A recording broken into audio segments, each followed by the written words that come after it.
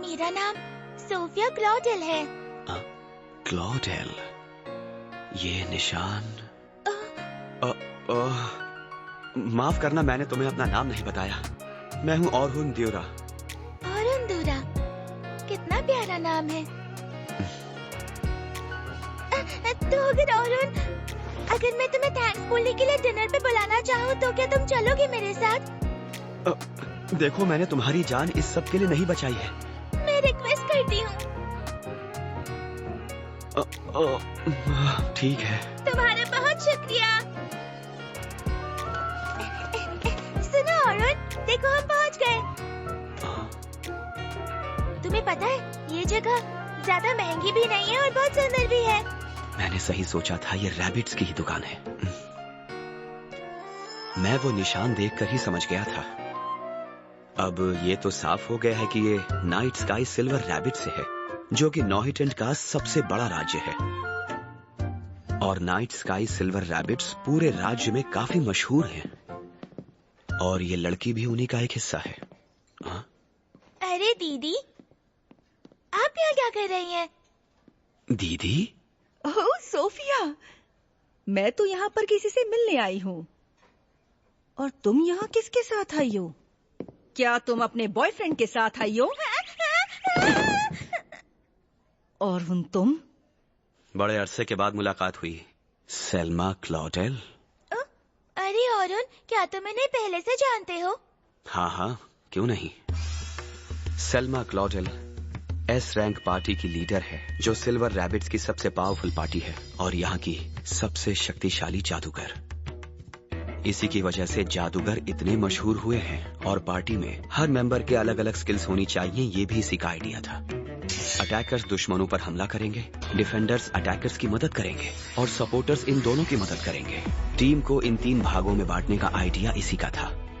इसी विचार ने योद्धाओं की लड़ाई करने के तरीके को हमेशा के लिए बदल दिया। हीरो की पार्टी को भी इसी तरह काम करना था, इसीलिए मैंने तलवारबाजी छोड़कर जादूगरी पर ध्यान दिया।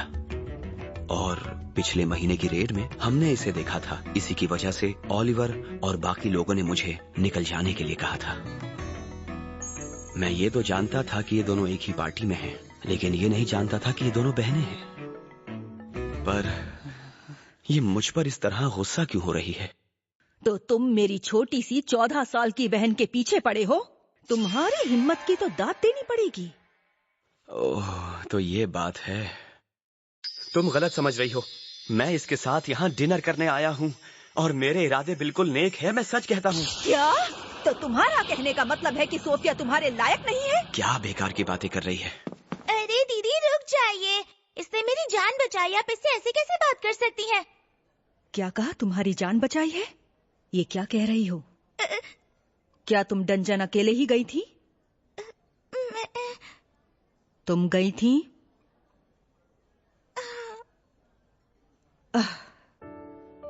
मैंने कहा था ना कि हम वहाँ परसों को जाने वाले हैं।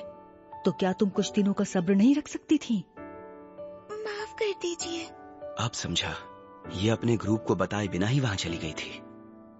चलो, तुम अब सेफ हो, तो मैं अब तुम्हें परेशान नहीं करूंगी। लेकिन अब से मुझे बताए बगैर कहीं नहीं जाओगी। ठीक है दीदी।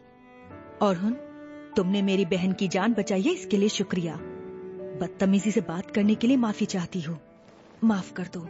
अरे कोई बात नहीं। उस रेड के बाद से मैंने तुम्हें नहीं देखा है। सही कह रही हो। हम ऐसे बैठकर पहली बार बात कर रहे हैं। हाँ।